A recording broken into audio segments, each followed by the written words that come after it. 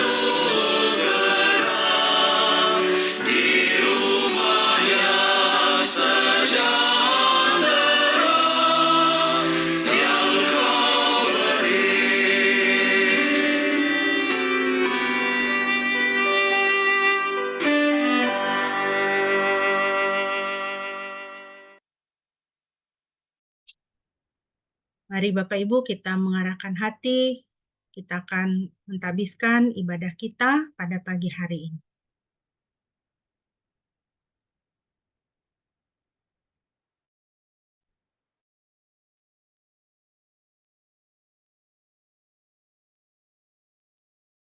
Mari jemaat yang dikasihi oleh Tuhan, kita menaikkan doa. Terima kasih Tuhan untuk pagi ini, kami bersyukur boleh beribadah bersama, memuji dan memuliakan Engkau. Kiranya Engkau ditinggikan di tengah-tengah kami pada pagi ini, dan hati kami sungguh terangkat untuk menaikkan pujian dan ucapan syukur, dan hati kami juga terangkat untuk memuliakan Tuhan, Sang Raja yang Maha Besar.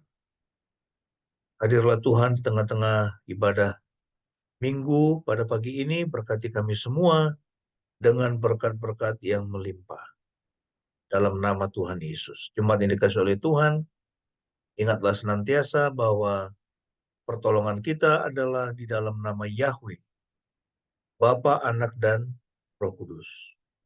Turunlah kiranya damai sejahtera dari Yahweh, Bapa, Anak, dan Roh Kudus, menyertai kita sekalian sampai saat ini. Dari saat ini sampai Tuhan Yesus datang kembali. Amin.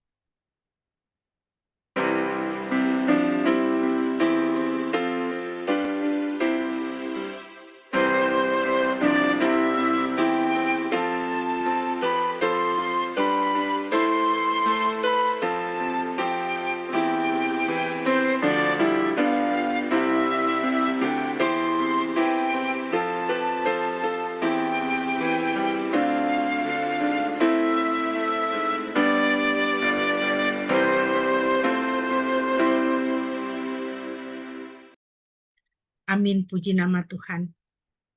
Firman Tuhan yang melandasi ibadah kita pada pagi hari ini terambil dari 2 Timotius 1 ayatnya yang ke-7. Demikianlah firman Tuhan. Sebab Elohim tidak memberikan kepada kita roh ketakutan, melainkan kuasa, kasih, dan pengendalian diri. Puji nama Tuhan. Biarlah kita dipenuhi dengan hati yang penuh sukacita, pengucapan syukur kepada Tuhan, karena yang Tuhan berikan kepada kita adalah roh yang membangkitkan kuasa, kasih, dan pengendalian diri, bukan roh ketakutan. Sehingga kita dapat menikmati hidup kita dan memiliki sukacita di dalam kita mengikut Tuhan dalam hidup kita. Hendaknya kita tidak dikuasai, tidak menyerahkan diri kepada roh ketakutan, karena itu bukan dari Tuhan. Mari kita memuji Tuhan yang memberikan sukacita, yang memberikan rohnya kepada kita. Kita memuji Tuhan dari Mazmur 127. Kita akan bermazmur bersama dari Mazmur 127.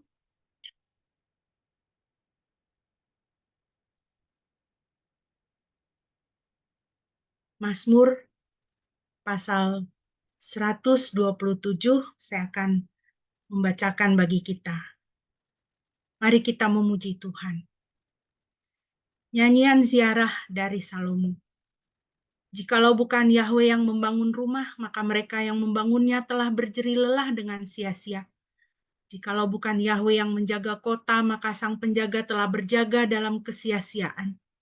Sia-sialah kamu yang bergegas bangun, berlama-lama duduk, memakan roti hasil jerih lelah, karena Dia akan menyediakannya bagi mereka yang dikasihinya saat tidur. Lihatlah, anak-anak adalah warisan dari Yahwe, buah kandungan adalah suatu upah.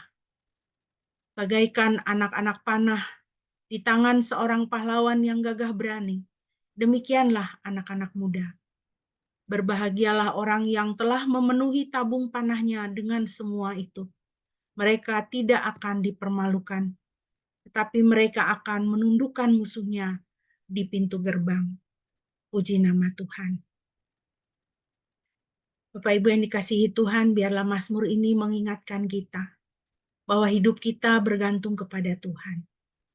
Segala sesuatu yang kita lakukan, jika tanpa Tuhan maka semuanya adalah sia-sia. Karena Dialah yang memelihara hidup kita, dan Dia selalu menyediakan yang terbaik untuk kita, anak-anaknya. Mari kita kembali memuji Tuhan dari Kidung Jemaat 383. Sungguh indah kabar mulia.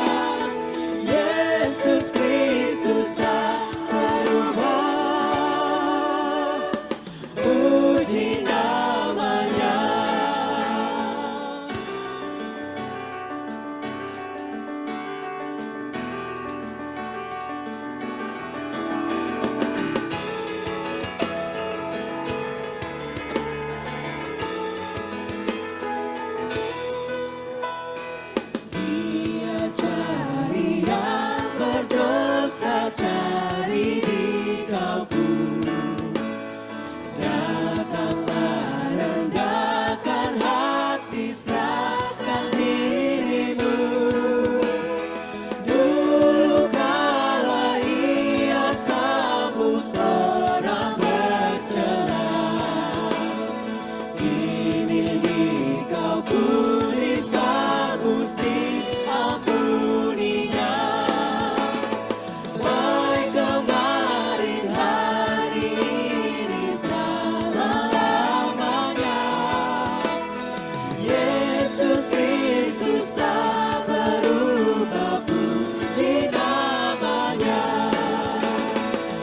puji namanya,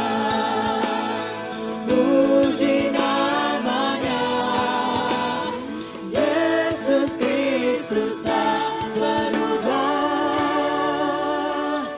puji namanya.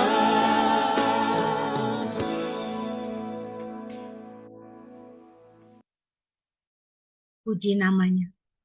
Doa dan perenungan firman Tuhan akan disampaikan oleh Bapak Pendeta. Kami persilakan.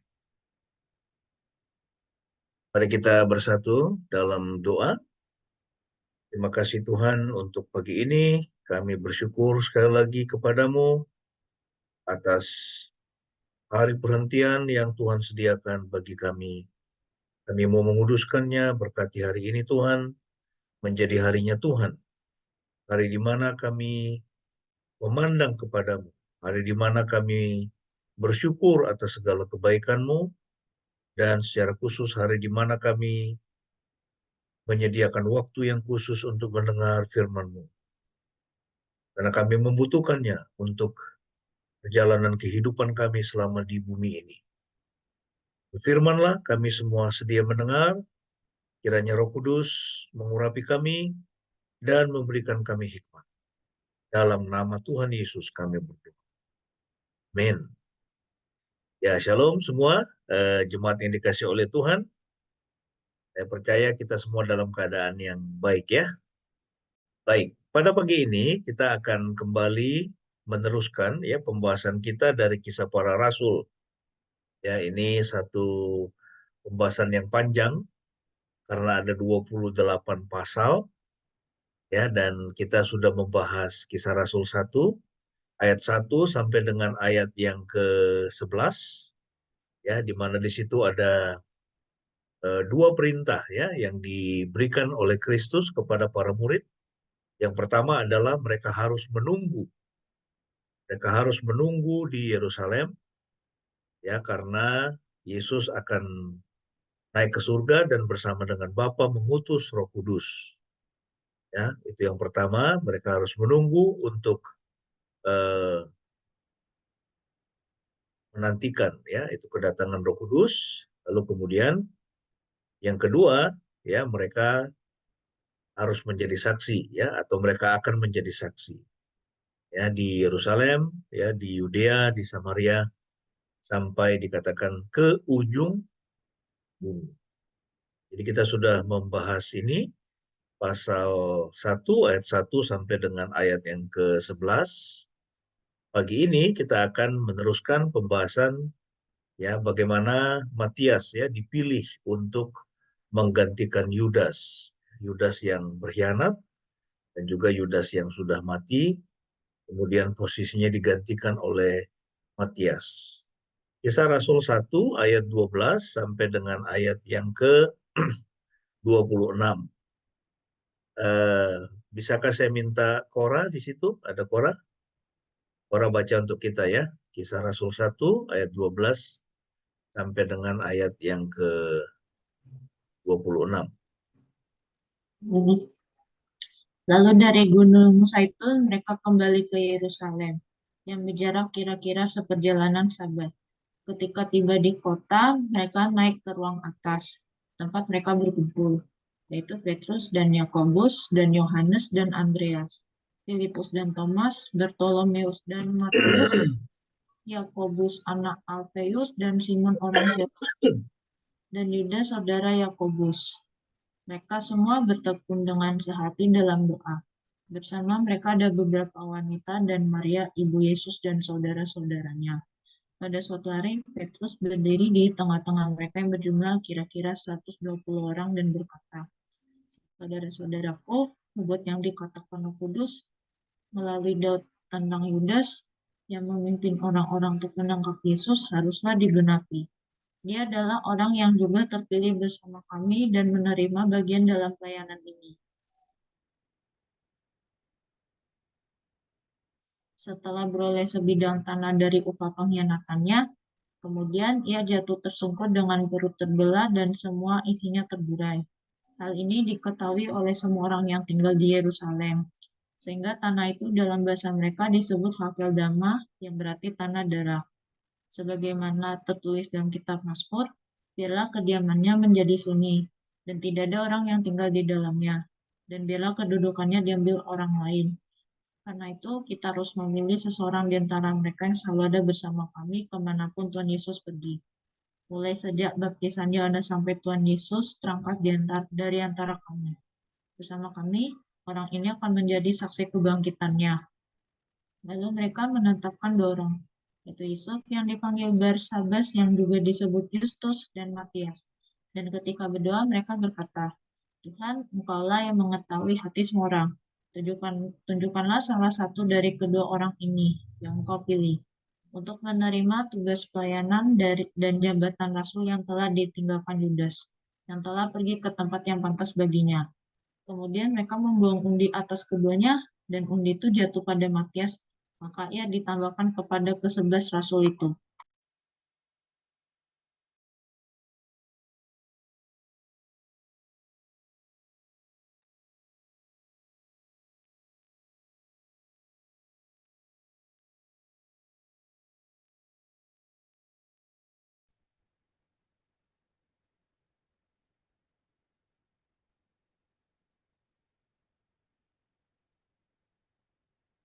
Pagi ini topik kita alasan didiskualifikasi dalam pelayanan.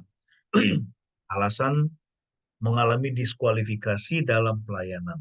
Ya, kita lihat Yudas itu dia didiskualifikasi dari antara ke-12 rasul. Ya, pengikut Yesus yang paling dekat, dia mengalami diskualifikasi. Teks kita ya atau perikop yang kita baca itu menjelaskan mengapa ada orang-orang yang didiskualifikasi untuk posisi pelayanan. Ya, dan ini juga poin-poin yang akan kita bahas ini bisa juga diaplikasikan untuk pekerjaan. Ya, makanya ada orang yang kemudian kena PHK. Ya, kalau di PHK itu karena itu pabriknya tutup ya karena rugi ya, ya itu berarti kesalahan mungkin itu pada manajemennya ya atau kepada pimpinannya. Ya. Tetapi ada karyawan-karyawan, ada orang-orang yang dipecat oleh karena mereka tidak punya kualifikasi ya atau melakukan pelanggaran misalnya ya sehingga kemudian mereka mengalami diskualifikasi. Jadi teks kita ini itu salah satu menjelaskan mengapa ada orang-orang yang didiskualifikasi untuk posisi pelayanan ya, tetapi juga nanti kita akan melihat ya mengapa Yudas itu harus digantikan. Mengapa itu 12 ya, itu kan murid-murid itu ada 12 orang, kemudian satu gagal ya, dan itu harus ya, itu tetap jumlahnya 12. Ya. Memang ini rupanya angka 12 ini angka yang cukup penting ya atau sakral ya. Kalau kita lihat misalnya suku-suku Israel itu ada 12. Ya, lalu kemudian murid Tuhan Yesus itu ada 12 orang. Juga nanti kita akan melihat ya di Yerusalem yang baru ya itu ada 12 nama para rasul di situ ya yang dicatat di situ. Jadi inilah objektifnya ya menjelaskan mengapa ada orang-orang yang didiskualifikasi ya untuk posisi pelayanan. Ya, kita akan melihat ini satu persatu. Ya. Yang pertama, ya banyak orang didiskualifikasi dari jabatan pelayanan di gereja itu oleh karena dosa ya atau kelalaian. Ya, banyak orang didiskualifikasi ya baik dalam konteks pelayanan di gereja juga dalam konteks ya itu pekerjaan itu karena dosa atau kelalaian mereka. Ya, kalau dalam konteks yang umum misalnya, ya kita tahu ada 2 menteri dari Nasdem itu kan, ya Syahril Yassin Limpo, ya kemudian ada Johnny G Plate, ya yang kemudian mereka harus kehilangan jabatannya ya dan bukan hanya itu, ya mereka harus masuk penjara ya karena melakukan dosa korupsi. Jadi orang didiskualifikasi dari jabatan pelayanan ya atau dari pekerjaan itu karena dosa ya atau kelalaian mereka. Ya, dan itu juga terjadi pada Yudas. Ya, dia didiskualifikasi oleh karena dia berdosa, ya dia berkhianat, ya dia meninggalkan komitmennya ya untuk setia kepada Yesus.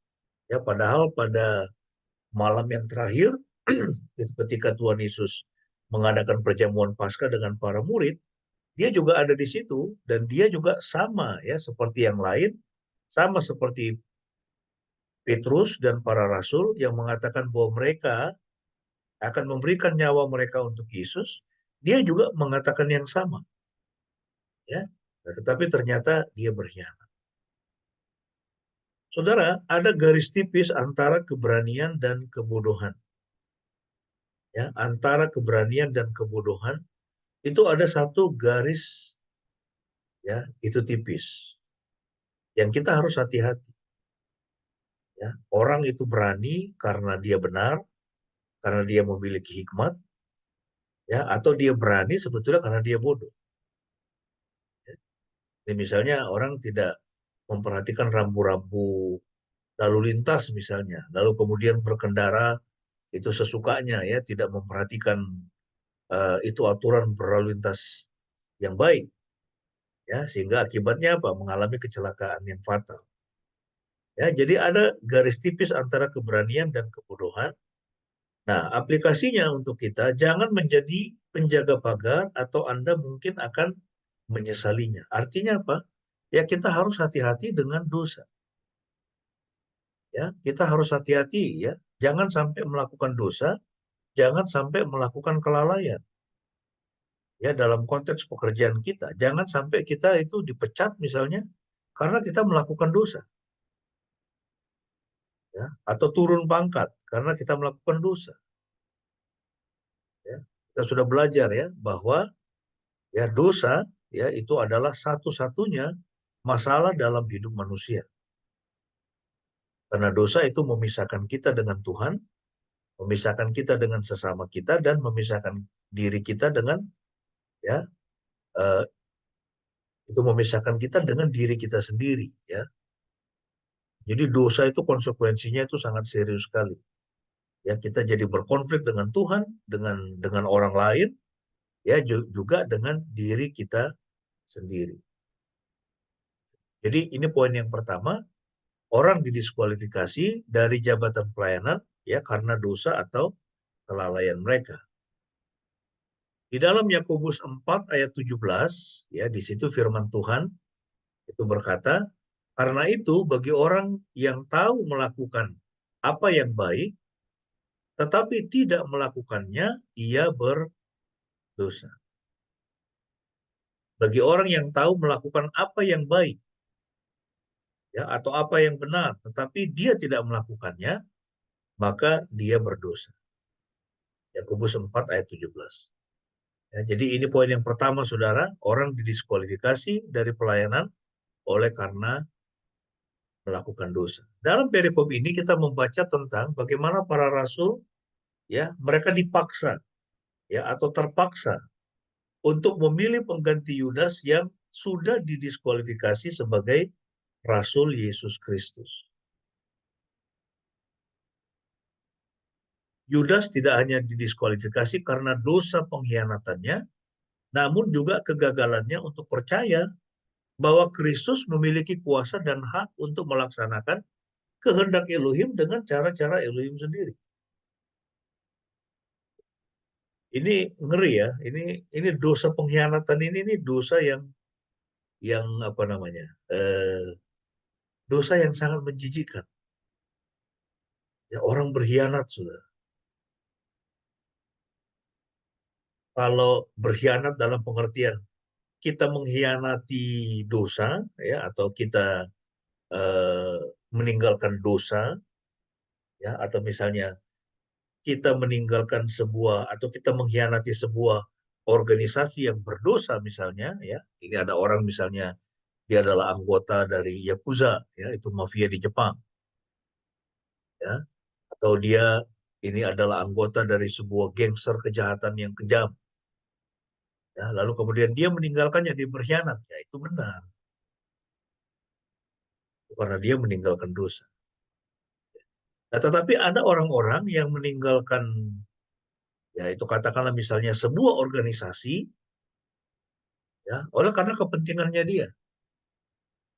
Ya, dia mengkhianati teman-temannya misalnya, atau dia mengkhianati partainya misalnya. Ya. Nah, kita ini ke depannya, ini sejak apa yang terjadi pada Jokowi Gibran ini kan dengan PDIP, kita melihat itu terus, ya, karena di situ ada pengkhianatan. Nah, Yudas itu, ya, itu bayangkan ya 3,5 tahun, ya tinggal bersama-sama, hidup bersama-sama, ya melayani bersama-sama dengan gurunya, ya gurunya tidak pernah mengkhianati dia, gurunya tidak pernah melakukan yang jahat kepadanya, ya, dan gurunya mempercayakan dia, tapi pada satu titik yang demikian krusial, Yudas dia melakukan pengkhianatan. Dia melakukan pengkhianatan. Saya tidak tahu apakah Anda pernah mengalami pengkhianatan. Tapi kalau kita sudah 50 tahun ke atas, ya biasanya itu ya besar kemungkinan ya dalam dunia kerja, ya besar kemungkinan kita pernah mengalaminya. Saya pernah mengalaminya. Dikhianati pernah.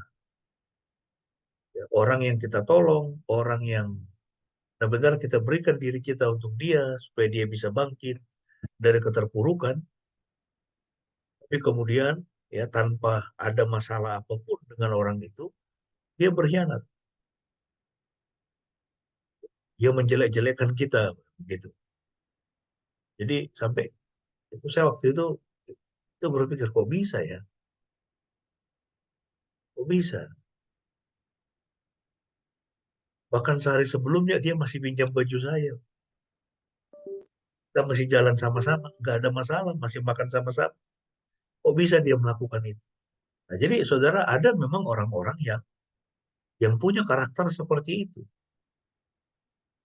ya punya karakter berkhianat, dan sering sekali itu demi kepentingannya atau demi itu pemenuhan ambisi-ambisi pribadi. Ya, nah kita mesti hati-hati dalam hidup, jangan menjadi pengkhianat. Ya, Yudas itu melakukan sebuah kesalahan ya yang sangat menjijikan. Dimanapun ya, itu namanya pengkhianatan. Juga kegagalannya untuk percaya. Ya, dia gagal untuk percaya bahwa Kristus itu memiliki kuasa dan hak ya untuk melaksanakan kehendak Elohim.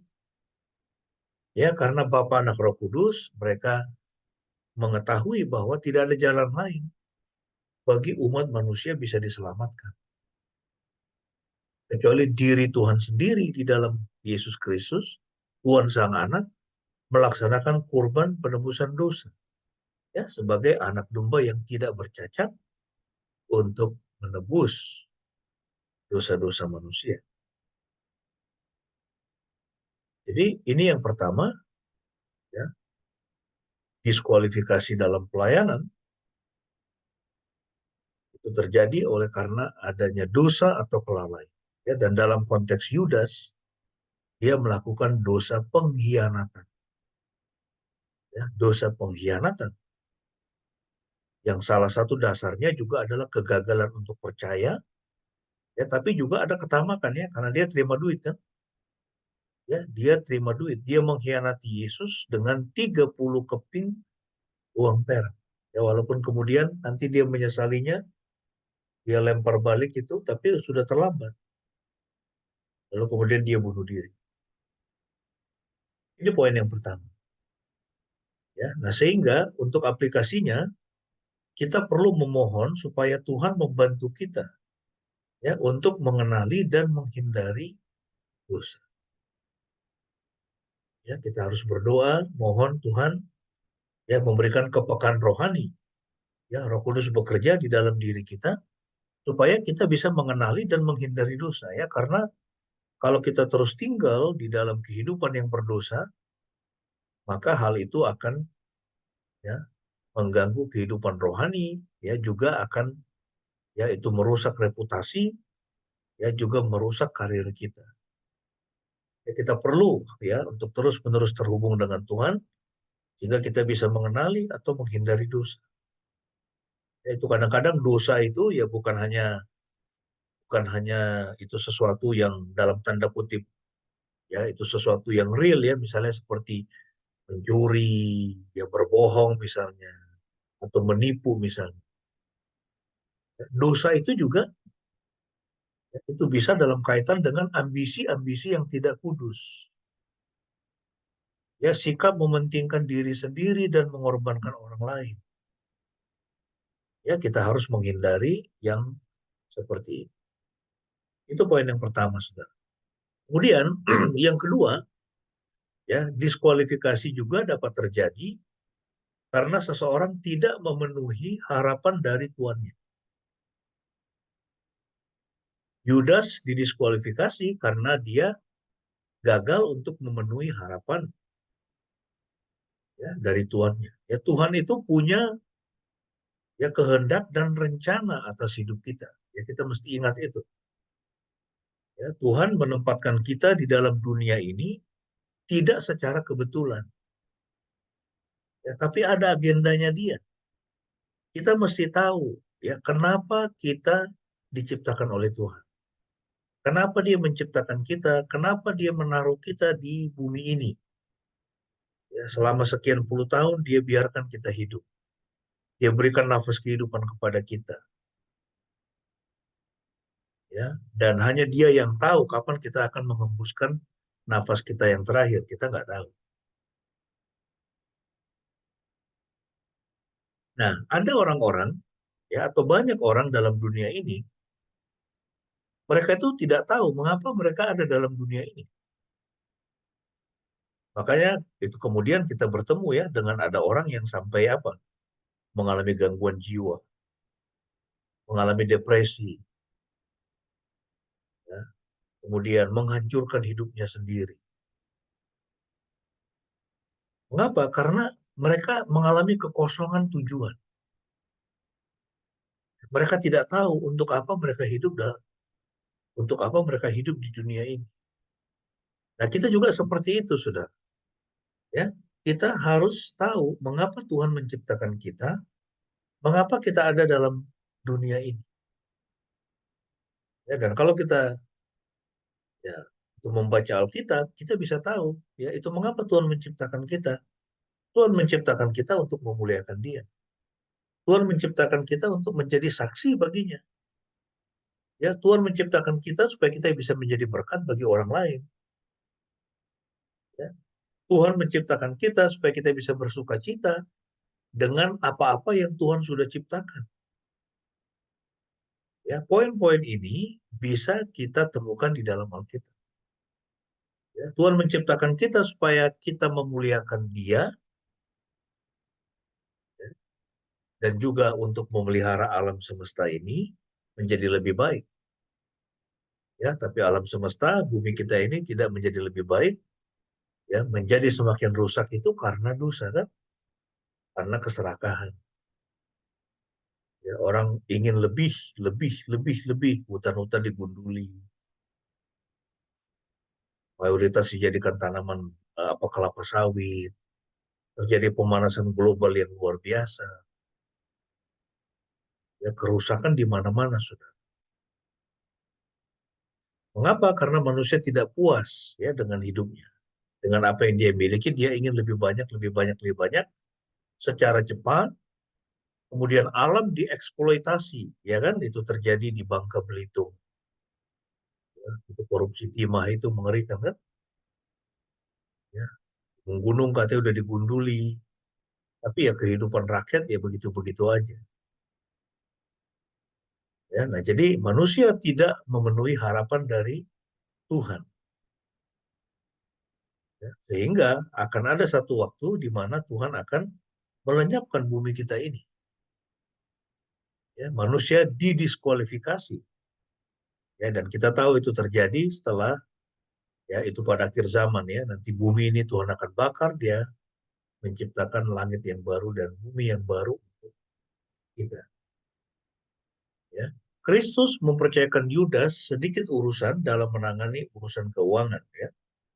Karena Yudas tidak setia dalam hal kecil, ia didiskualifikasi dari tanggung jawab yang lebih besar ya. Kalau kita membaca Injil, Yudas ini ya dia suka mencuri itu dari kotak persembahan.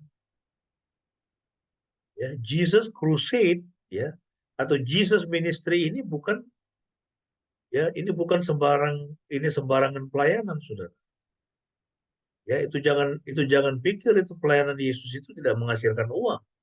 Pasti menghasilkan uang. Bahkan saya percaya itu menghasilkan uang dalam jumlah yang besar. Ya, karena begitu banyak orang disembuhkan, begitu banyak orang yang takjub dengan pengajaran Yesus, ya dan termasuk ya itu para bangsawan pun, ya orang di pemerintahan pun, ya mereka memberikan persembahan mereka. Ya, mereka memberikan uang mereka. Ya, sehingga duitnya itu pasti banyak itu Jesus Ministry itu. Ya. Nah, dalam konteks itu kita membaca di dalam Injil, Yudas ini suka mencuri. Ya, rupanya dia punya obsesi lebih ya, itu terhadap uang. Ya, itu saya kira itu seperti banyak ya itu dari kita. Ya, orang sedemikian terobsesi dengan uang ya, ingin memiliki uang dalam jumlah yang banyak dan tidak pernah puas ya. Memang orang tidak akan pernah puas dengan kekayaan. Ya, makanya firman Tuhan mengatakan cukupkan dirimu dengan apa yang ada padamu.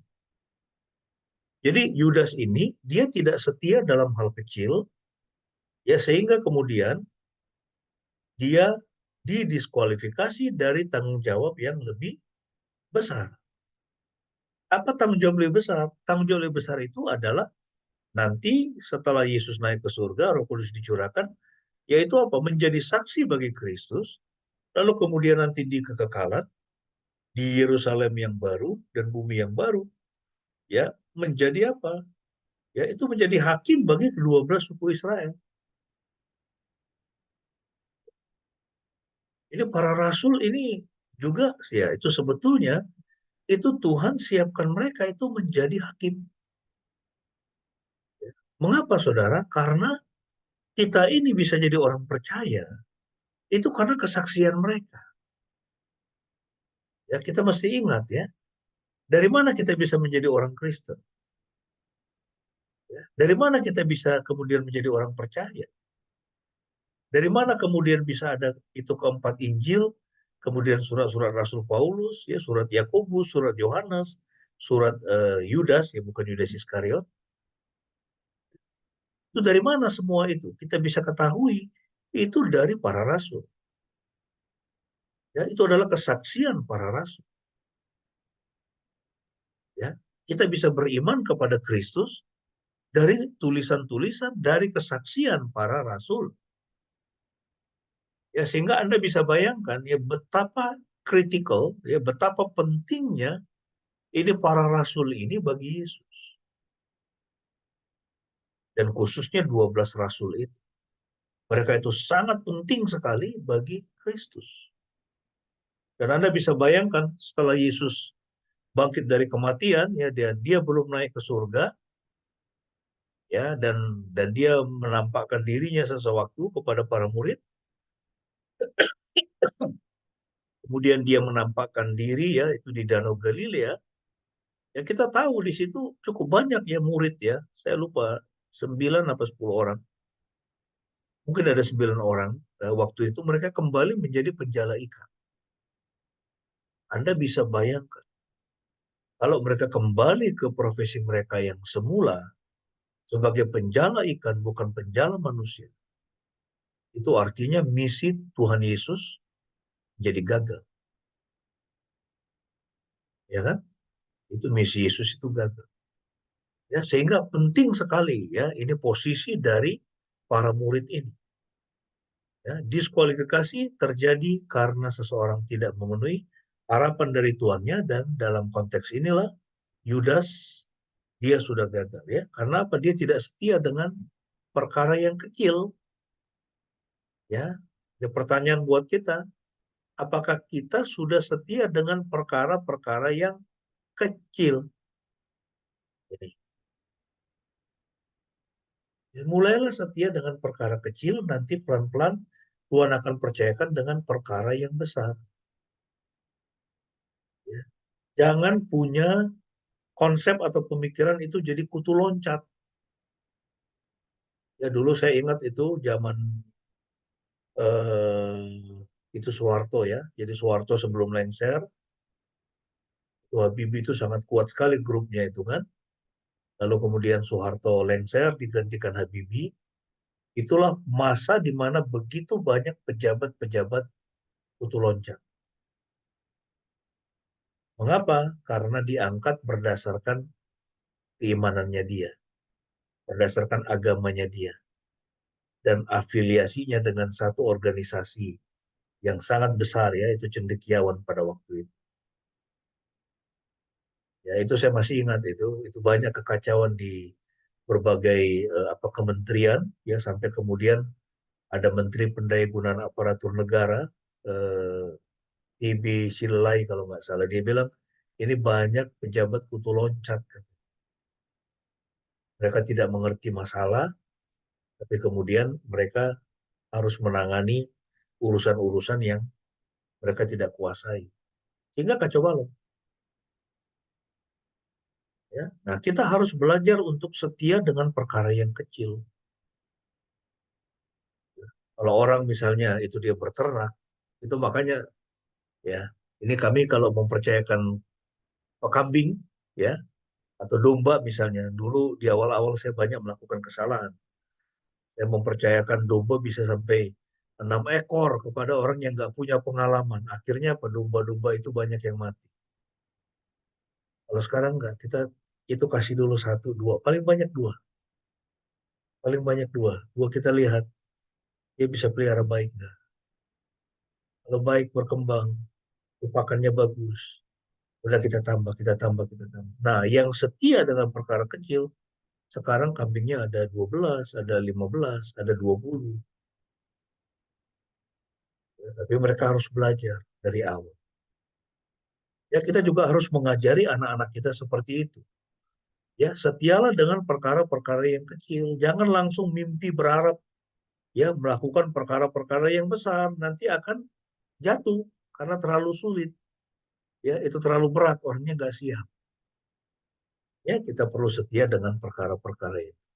Yang ketiga, diskualifikasi juga dapat terjadi karena ada orang lain yang menunjukkan diri mereka lebih efektif dan cocok untuk posisi Anda melalui pelayanan mereka yang bermanfaat.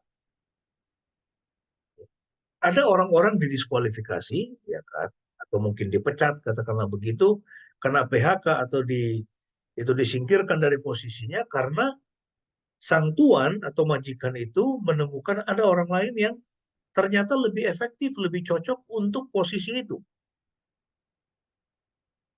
Ya, makanya ya di dalam pemerintahan itu kan atau dalam sebuah organisasi ya eh, itu kan ada pergeseran-pergeseran ya kan, ya mutasi-mutasi ya mana yang dianggap lebih punya kapabilitas ya dia akan terus itu dipakai bahkan kemudian itu dinaikkan pangkatnya ya kan dinaikkan gajinya bahkan ada orang yang mencoba untuk ya itu katakanlah memfitnahnya ya supaya dia dipecat misalnya tapi pimpinan melihat oh nggak bisa ini orang dipecat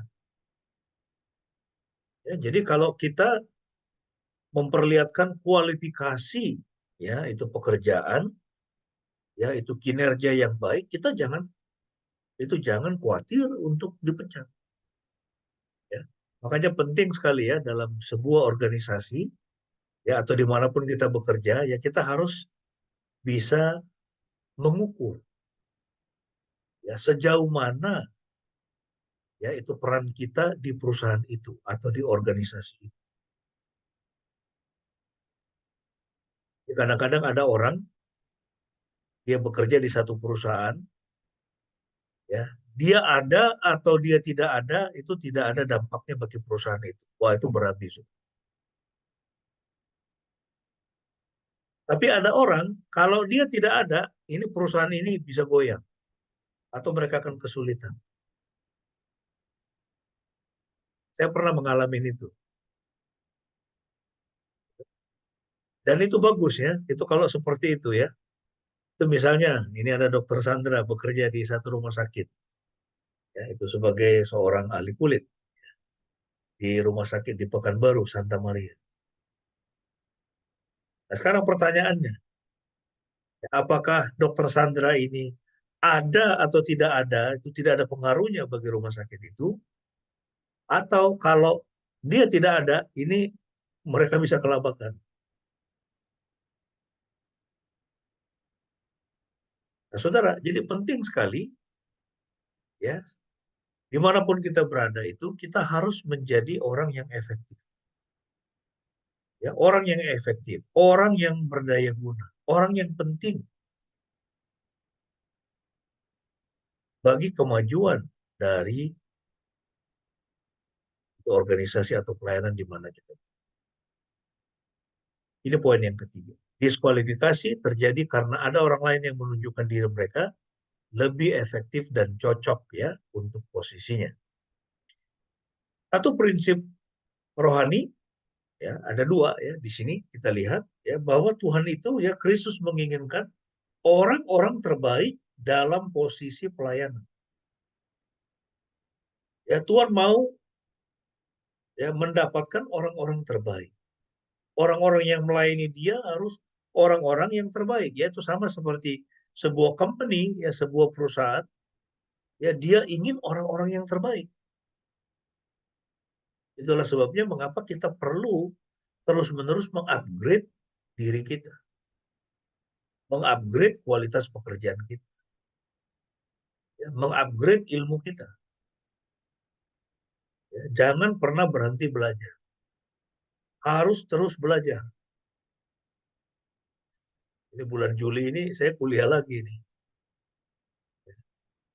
Ini kami diperintahkan oleh itu pimpinan kita dari Switzerland harus kuliah ya. Jadi sudah daftar, sudah diterima di satu perguruan tinggi di Tacoma ya di Washington. Faith University, Faith International University. Saya bilang, aduh ini suruh kuliah lagi nih, mulai baca-baca buku lagi sekarang ya, kemudian bikin-bikin PR dan sebagainya. Ya, nah, tetapi itu karena memang ya kami punya organisasi itu ingin mendapatkan orang-orang yang terbaik. Ya, itu dikirim ke Chiang Mai untuk belajar, yaitu bagaimana membuat audio, ya itu memanage audio, dikirim ke Malaysia kemarin itu belajar bikin film. Jadi sebuah itu perusahaan yang bagus seperti itu. Ya. Dia kemarin Dokter Sandra ke Jakarta itu belajar dari ahli ya itu dari Rusia, apa itu ilmunya itu, ya itu saya nggak paham. Karena memang harus terus apa, mengupgrade diri. Ya, nah kita semua juga harus seperti itu.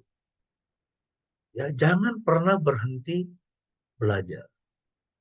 Ada itu satu tulisan bagus ya dari dulu dari satu buku yang saya baca. Beliau sudah almarhum namanya Profesor Howard Hendricks ya. Dalam bukunya itu saya lupa nama bukunya apa, tapi saya ingat kalimat ya itu dia bilang begini. If you stop learning today, you will stop growing tomorrow. Kalau engkau berhenti belajar hari ini, maka engkau akan berhenti bertumbuh besok. Jadi kita harus terus-menerus belajar. Ya, untuk orang yang sudah S1, itu belum ada apa-apanya itu. Harus terus-menerus belajar ya nanti kuliah lagi. Ya, harus bisa kejar S2 dan berdoa untuk bisa itu sampai itu S3 ya, itu seperti Om Gabriel. Nah, Tuhan menginginkan orang-orang terbaik dalam posisi pelayanan. Tuhan berhak memiliki orang-orang yang tidak hanya beriman, tetapi juga berbuah. Ya, Tuhan menuntut buah dari kita. Apa buah kita? Ya, dalam hidup kita, apakah kita sudah berbuah? Untuk tempat di mana kita bekerja, apakah kita sudah berbuah? Untuk kerajaan surga, apakah kita sudah berbuah? Berapa banyak orang sudah kita injili?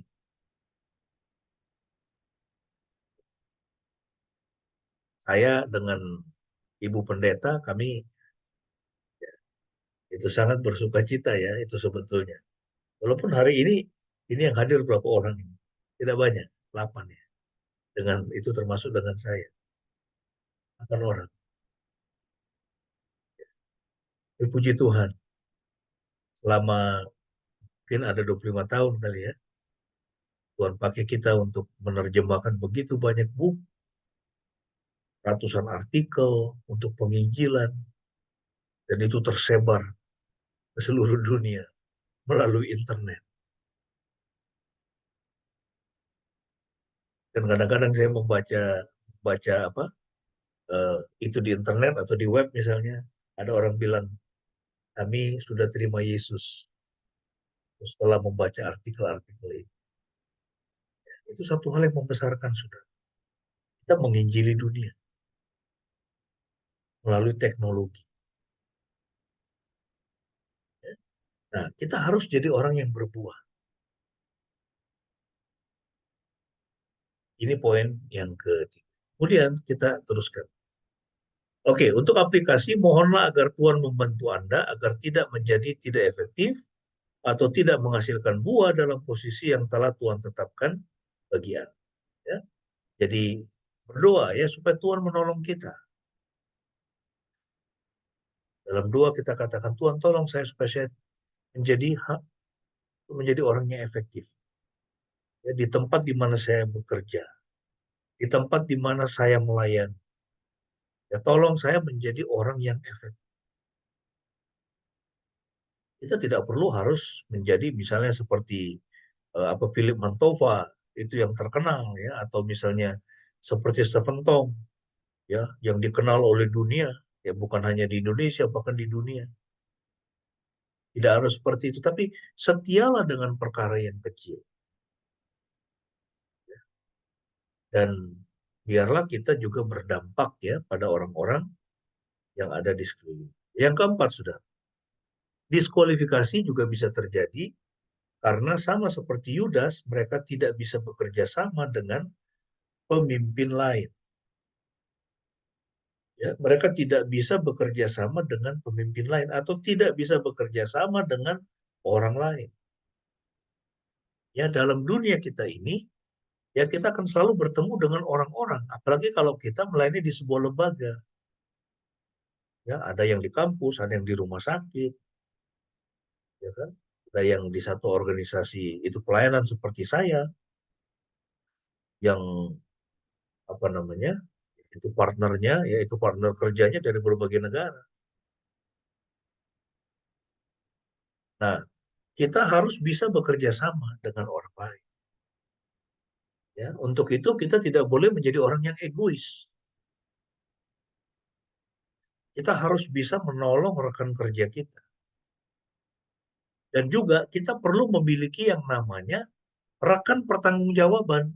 Nah ini, ya kita memerlukan keberadaan rekan pertanggungjawaban. Saya bertanggung jawab kepada siapa? Saya punya pimpinan, ya itu di AVC saya punya pimpinan. Saya bertanggung jawab itu kepadanya. Dia bertanggung jawab kepada organisasi yang lebih besar.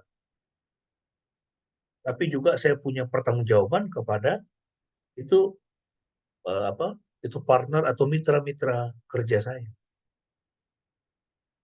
Apakah saya sudah menjadi berkat bagi mereka? Ya, saya menolong mereka juga untuk meningkatkan kinerja, ya itu dari pelayanan kita, atau justru saya ini malah menghambat.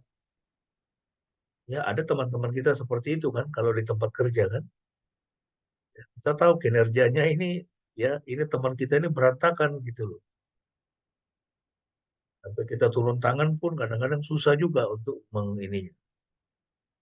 Nah, tapi intinya, saudara, kita memerlukan keberadaan rekan bertanggung jawab. Ya, ini pertanyaan buat kita. Kita ini bertanggung jawab untuk siapa? Yang pertama-tama tentu kita bertanggung jawab kepada Tuhan, ya. Tetapi dalam konteks pelayanan kita, kita bertanggung jawab kepada teman-teman kita yang lain atau pimpinan kita. Nah, Yudas ini kegagalannya adalah karena dia gagal untuk bertanggung jawab. Dia bukan seorang yang bertanggung jawab. Dia gagal dalam hal itu. Ya, mohonlah kepada Tuhan untuk menolong Anda agar tidak terlalu berpikiran mandiri sehingga Anda gagal bekerja sama dengan para pemimpin lain dalam pelayanan ya atau pekerjaan Anda. Ya, kita membutuhkan orang lain. Kita tidak bisa hidup sendiri. Ya, harus belajar untuk bisa bekerja sama dengan orang lain. Yang terakhir, Saudara, yang bisa kita pelajari dari teks ini, diskualifikasi juga dapat terjadi jika seseorang tidak memperlihatkan buah roh. Ya, kalau orang tidak memperlihatkan buah roh, dia bisa mengalami diskualifikasi. Ya, para pemimpin yang gagal menunjukkan kasih, sukacita, kedamaian, kesabaran, kebaikan, ya, kelembutan, kesetiaan atau penguasaan diri, ya, mungkin lebih dipimpin oleh daging dibandingkan oleh roh Tuhan. Ya, kita ini semua adalah para pemimpin, ya, pemimpin-pemimpin rohani kita ini. Ya itu skalanya masing-masing, ya. Nah, kita harus bisa menunjukkan kasih, sukacita, kedamaian, ya, buah-buah roh itu harus bisa kita perlihatkan kepada orang-orang yang ada di sekitar kita. Nah, sekarang pertanyaannya, mengapa para rasul akhirnya memilih Matias? Kita sudah melihat tadi, ya, mengapa Yudas didiskualifikasi?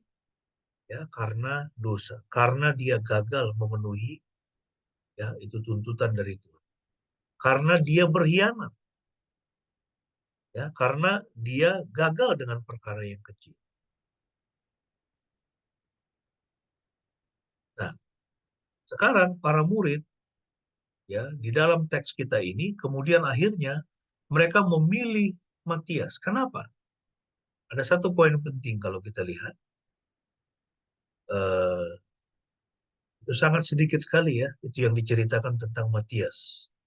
Itu kan ada dua orang itu yang diundi itu kan, yaitu Justus dan Matias. Ya, nah tetapi ada satu poin penting yang saya lihat, mengapa mereka akhirnya memilih Matias? Karena dia adalah seorang yang setia. Ya, dia setia. Ayat 21. Di sini dikatakan, karena itu kita harus memilih seseorang di antara mereka. Ini kan para murid tuh, mereka berembuk.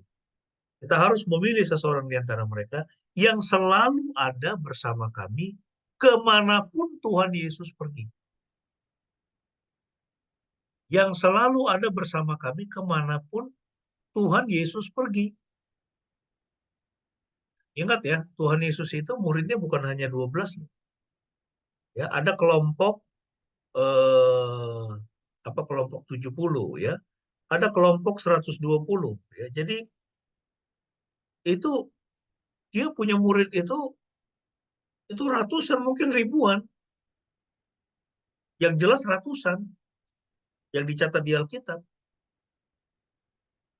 Begitu banyak orang dia layani. Saya yakin itu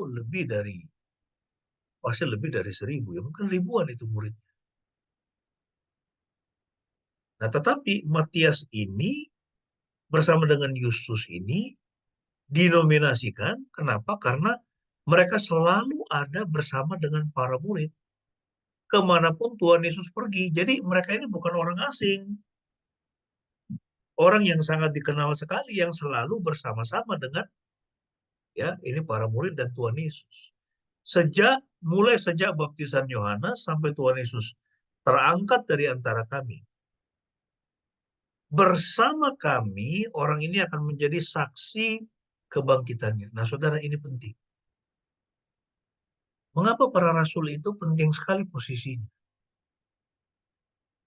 Karena Tuhan Yesus menetapkan mereka menjadi saksi akan kebangkitannya. Ya. Saksi dari pelayanan, kematian, dan kebangkitan Tuhan Yesus. Itulah ya, itu peran ya dari para rasul. Makanya kalau kita lihat dalam Wahyu 21:14, di situ dikatakan, dan tembok kota itu memiliki 12 fondasi. Ini bicara tentang Yerusalem yang baru ya. Kota Yerusalem yang baru ya, yang rohani itu. Dikatakan tembok kota itu memiliki 12 fondasi, padanya ada nama-nama ke-12 rasul anak domba. Nah sekarang pertanyaannya, apakah menurut Anda di dalam Wahyu 21 itu, dari 12 nama-nama ke-12 rasul anak domba, apakah di situ ada nama Yudas Iskariot? Pasti nggak ada. Apakah di situ ada nama Matias? Ya, ada. Pasti ada. Ya. Mengapa? Karena di ayat 23 dikatakan, lalu mereka menetapkan 2 orang, yaitu Yusuf yang dipanggil Barsabas, yang juga disebut Yustus, dan Matias. Ya, kemudian mereka berdoa kan? Dan ketika berdoa mereka berkata, Tuhan, Engkau yang mengetahui hati semua orang, tunjukkanlah salah satu dari kedua orang ini yang Kau pilih untuk menerima tugas pelayanan dan jabatan rasul yang telah ditinggalkan Yudas, yang telah pergi ke tempat yang pantas baginya. Kemudian mereka membuang undi atas keduanya, dan undi itu jatuh pada Matias, maka ia ditambahkan kepada ke-11 rasul itu. Ya, itu ada satu ayat itu di Amsal dikatakan, ya undi itu dilemparkan, tapi keputusan ada pada Tuhan. Jadi mereka ini memakai cara perjanjian lama. Dan Tuhan bekerja di situ. Ya, Tuhan bekerja di situ dan ya dia menetapkan Matias. Nah, tetapi kita tidak tahu kualifikasi yang lain selain dari apa? Selain bahwa Matias ini adalah orang yang setia. Dia selalu ada bersama kami kemanapun Tuhan Yesus.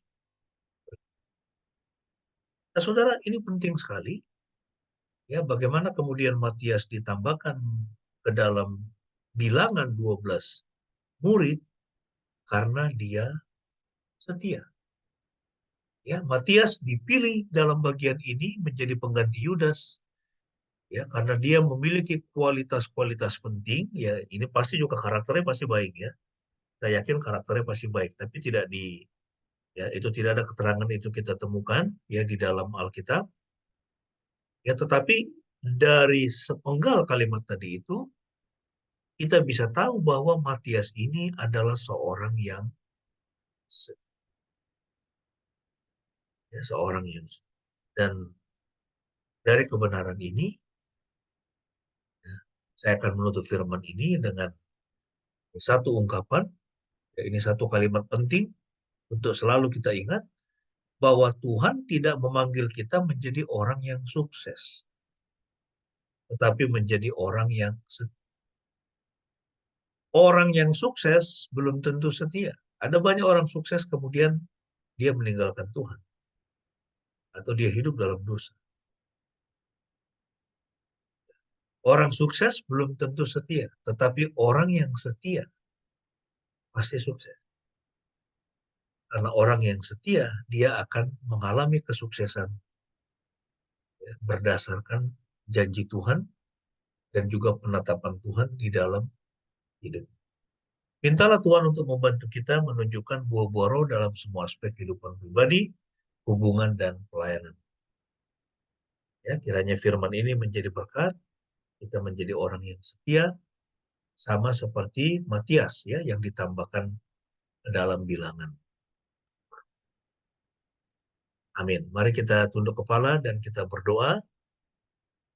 menyikapi firman Tuhan, meresponi firman Tuhan, dan juga dengan doa-doa syafaat saya minta Ibu Pendeta bisa mengakhiri kita dalam.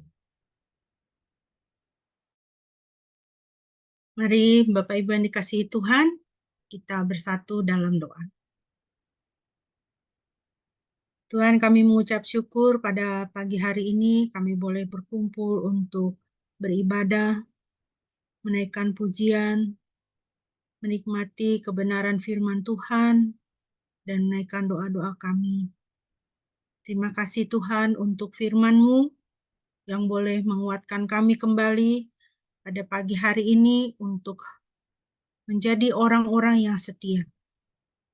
Orang-orang yang bekerja keras dan rendah hati untuk memulai atau mengerjakan pekerjaan-pekerjaan yang kecil. Seperti firman Tuhan mengatakan, barang siapa setia dalam perkara kecil, ia akan setia dalam perkara yang besar. Terima kasih Tuhan. Mengerjakan perkara yang kecil dan setia bukanlah perkara yang mudah. Karena kami harus mengalahkan ego, sungguh merendahkan diri, merendahkan hati. Tapi kami sungguh mengucap syukur karena Tuhan adalah Tuhan yang meninggikan orang-orang yang rendah. Tuhan yang memperhatikan orang-orang yang setia. Dan Tuhan yang memberi upah kepada orang-orang yang setia. Terima kasih Tuhan. Kami pada pagi hari ini juga teringat untuk bangsa dan negara kami. Kiranya Tuhan tolong kami Tuhan dengan situasi bangsa dan negara kami saat ini. Kami mohon Tuhan menolong dan memberkati para pemimpin kami. Mereka yang Tuhan beri tugas untuk menegakkan keadilan, kebenaran, hukum, damai sejahtera, keamanan bagi seluruh rakyat Indonesia. Kiranya Tuhan berkati. Sehingga mereka dapat menjalankan tugas mereka dengan sebaik-baiknya bagi kemuliaan nama Tuhan. Kami berdoa Tuhan untuk jemaat-Mu. Kiranya Tuhan juga boleh memberkati di dalam situasi kehidupan kami masing-masing, dalam peran dan tanggung jawab kami masing-masing yang Tuhan sudah percayakan kepada kami.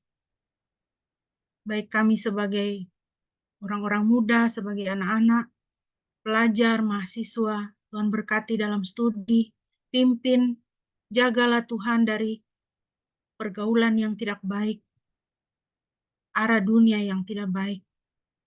Kami percayakan anak-anak kami, orang-orang muda kami ke dalam tangan-Mu. Biarlah mereka boleh menemukan rencana Tuhan bagi hidup mereka dan hidup sesuai dengan kehendak Tuhan bagi hidup mereka. Juga kami sebagai orang dewasa, orang tua, Tuhan berkati kami dalam pekerjaan kami. Biarlah Tuhan dalam perkenanan Tuhan, Tuhan memberikan pertambahan di dalam pekerjaan kami. Kami berdoa untuk Saudari Eli yang pada hari ini harus masuk kerja. Kiranya Tuhan memberkati dan menolong dia dalam tempat pekerjaannya, boleh menjadi saksi bagi nama Tuhan. Untuk orang tua kami yang sudah sepuh, kiranya Tuhan juga boleh memberkati di dalam masa tua. Senantiasa boleh Tuhan limpahkan kesehatan, damai sejahtera, sukacita dalam hati, semakin menjadi manusia rohani tiang doa bagi keluarga. Yang sakit Tuhan, biarlah tangan-Mu boleh menjamah dan melawat setiap kami yang sakit. Tuhan angkat, Tuhan sembuhkan. Kami percaya, kami terima dengan iman. bilur Yesus telah menyembuhkan kami. Terima kasih Bapa. Di dalam nama Yesus kami menaikkan doa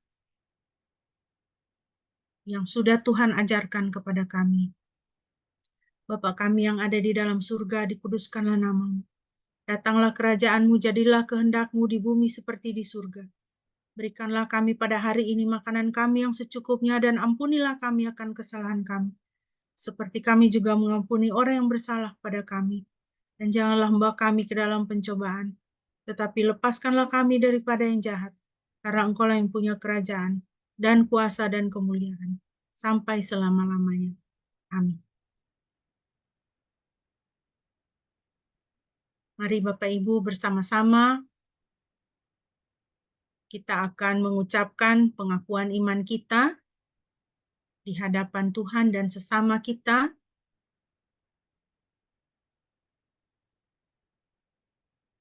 Bersama dengan gereja sepanjang segala abad, marilah kita berkata demikian.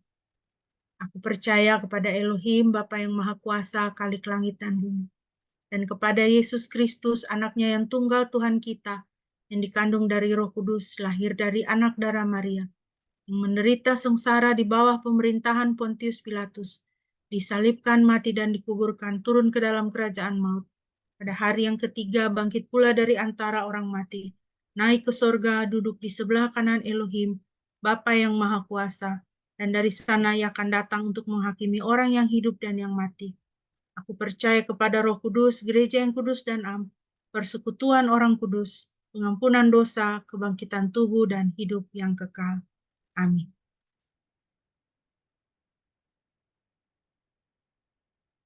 Bapak Ibu yang dikasihi Tuhan, kita akan mengakhiri ibadah kita pada pagi hari ini. Sebelum kita akan menerima doa penutup dan doa berkat yang akan disampaikan oleh Bapak Pendeta, mari kita kembali memuji Tuhan dari Kidung Jemaat 428, lihatlah sekelilingmu.